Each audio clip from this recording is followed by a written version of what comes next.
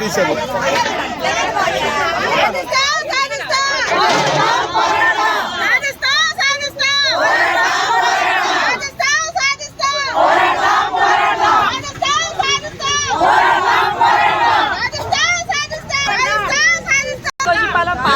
పాతం గ్రామస్తులండి. మాకు ఇక్కడ శ్మశానంకి దారి ఇవ్వడానికి చాలా ఇబ్బంది పెడుతున్నారు పెద్దలందరూ.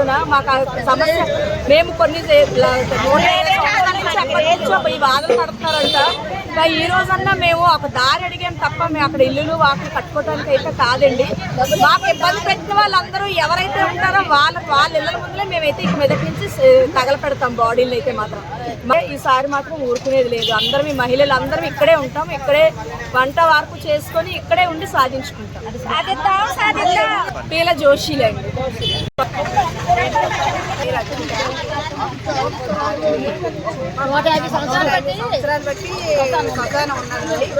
ఇప్పుడు ఆయన కోసం అది న్యాయం కాదు కదా. మేము దారి అడుగుతున్నాం, శ్మశానానికే కదా దారి అడుగుతున్నాం. మాకు లోపల శ్మశానం ఉన్నది. 150 సంవత్సరాలుగా నుంచి మా పెద్దల పూర్వకులు సాధిస్తున్నారు. అయినా కూడా ఏది ఇదే చేయలేకపోతున్నారు. ఇది కరెక్ట్ కాదు కదా. ఏ షాపింగ్ వాళ్ళు ఆటలకి ఆలు కట్టుకుందాం అనుకున్నారు కానీ మేమేమో ఇల్లు కట్టుకుందాం అనుకోవట్లేదు, పార్కులు కట్టుకుందాం అనుకోవట్లేదు. మా శ్మశానానికి లోపల శ్మశానం ఉన్నది, దానికి దారి అడుగుతున్నాము. మాకు న్యాయం చేయమని మేము అడుగుతున్నాము.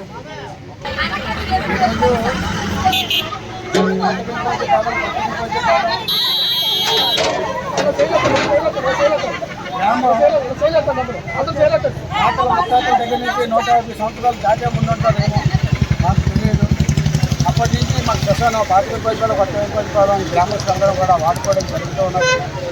మేము ఇప్పటి నుంచో కూడా ప్రభుత్వాలు ఎన్ని ప్రభుత్వాలు మారినా, ఏ గవర్నమెంట్ మారినా, ఎన్ని చేసినా సరే విజ్ఞప్తి వరకు అవుతుందా కానీ ఎవరు కూడా చేయట్లేదు.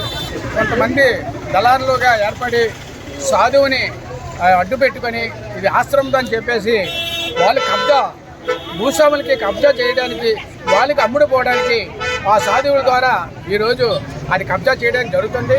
అదైతే మేము 30 సంవత్సరాలు బట్టి శ్మశానం ఉన్నది కాబట్టి ఆ శ్మశానం మాకు కావాలి. ఆ శ్మశానంకి వెళ్ళడానికి రోడ్డు కావాలి. ఎందుకంటే ఎక్కడైనా ఎప్పుడైనా సరే మా ఇతర ఊర్ల నుంచి కానీ ఎక్కడైనా సరే వచ్చి చూసినట్టయితే ఇది ఊరు అనుకుంటున్నారా, వలకోడ అనుకుంటున్నారా? విశాఖపట్నం గ్రేటర్ సిటీ, ఈ సిటీ మధ్యలో టౌన్ మధ్యలో ఉన్న శ్మశానాన్ని మీరు చేయించుకోలేకపోతున్నారు. కనీసం నడ్డానికి కూడా ఉండట్లేదు. ఎందుకనంటే చాలామంది బయలుపోనుకి వచ్చేసి రోడ్లన్నీ కూడా పాడు చేసి నడుచుకుని వెళ్ళని కూడా పరిస్థితి అయిపోతుంది. అలాంటప్పుడు ఇన్ని సంవత్సరాలు ఎన్ని ప్రభుత్వాలు ఇచ్చినా సరే, జీవీఎంసీ వాళ్ళు ఎన్నిసార్లు అయినా సరే టెండర్లు పిలిచి ఏం చేసినా సరే వేసే టైం అప్పుడు కొంతమంది కబ్జాదారులు వచ్చి ఆ స్వామి వచ్చి అడ్డుపెట్టి అన్ని చేయడం జరుగుతుంది. అందు గురించి మేము ఎక్కడేమో అనట్లేదు. మా శ్మశానం ఉంది, మా శ్మశానానికి దారి చూపమంటున్నాం. మా శ్మశానం ఉంది, నేటికి 150 సంవత్సరాలు పెట్టి ఉంది. దానికి ఎటువంటి దారి లేదు. అయితే మొత్తం 2 గ్రామాలస్తులను కూడా కలుపుకొని మేమందరం ఏం చేస్తే బాగుంటుంది, ఎలా చేస్తే బాగుంటుంది అని అనుకుంటే మేమందరం డొనేషన్లు ఎత్తుకొని, ప్రతి ఇంటికి డొనేషన్లు ఎత్తుకొని మేము రోడ్డు వేసుకోవడానికి, మేము నడక ఏర్పాటు చేసుకున్నాం. ఇప్పటికైనా సరే ప్రభుత్వం కళ్ళు తెచ్చి, అధికారులు కళ్ళు తెచ్చి కలెక్టర్ గారికి విజ్ఞప్తి చేస్తున్నాం, మున్సిపల్ కమిషనర్ గారికి విజ్ఞప్తి చేస్తున్నాం. మాకు శ్మశానానికి రోడ్డు ఏర్పాటు చేయవలసిందిగా మేము కోరుచున్నాం. ఏ ల్యాండ్ ఉన్నా, ఎంత ల్యాండ్ ఉన్నా మాకైతే సంబంధం లేదు. మా శ్మశానానికి ఎంత ల్యాండ్ ఇవ్వాలో మాకు రోడ్డు ఏర్పాటు చేయవలసిందిగా ప్రభుత్వాన్ని కోరుతున్నాం, కలెక్టర్ గారిని, కమిషనర్ గారిని కోరుతున్నాం. అలా హైదరాబాద్కి వెళ్ళి రాజధాని మొదటి నుంచి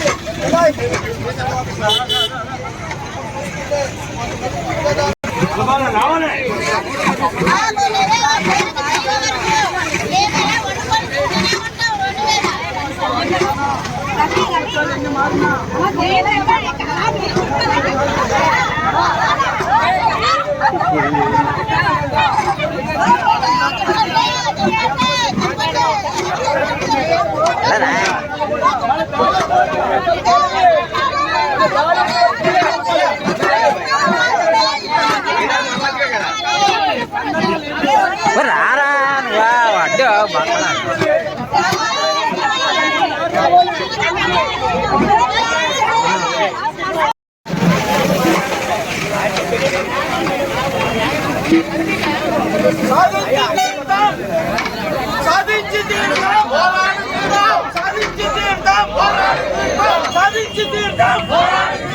సాధించి తీరుతాం.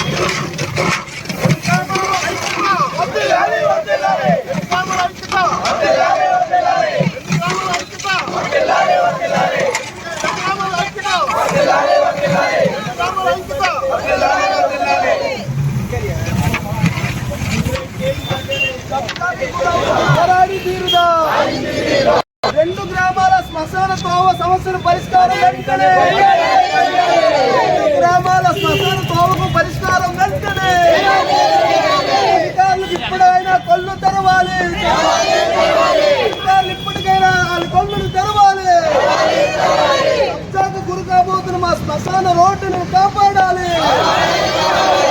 గురి కాబోతున్న మా శ్మశాన రోడ్డును వెంటనే కాపాడాలి. గ్రామ సేవా సంఘం, సీతారామ సేవా సంఘం, అంబేద్కర్ ఎస్సీ సేవా సంఘం వారికి వెంటనే పరిష్కరించాలి. గ్రామ సేవా సంఘం, సీతారామ సేవా సంఘం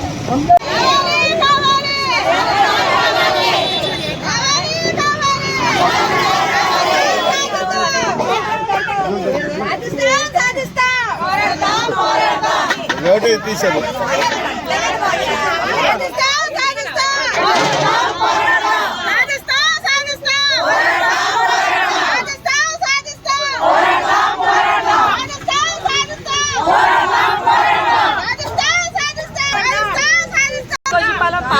పాతం గ్రామస్తులండి. మాకు ఇక్కడ శ్మశానంకి దారి ఇవ్వడానికి చాలా ఇబ్బంది పెడుతున్నారు పెద్దలందరూ. మాకు ఆ సమస్య మేము కొన్ని ఈ బాధలు పడుతున్నారంట. ఈ రోజన్నా మేము ఒక దారి అడిగాం తప్ప మేము అక్కడ ఇల్లులు వాకిలు కట్టుకోవడానికి అయితే కాదండి. మాకు ఇబ్బంది పెట్టిన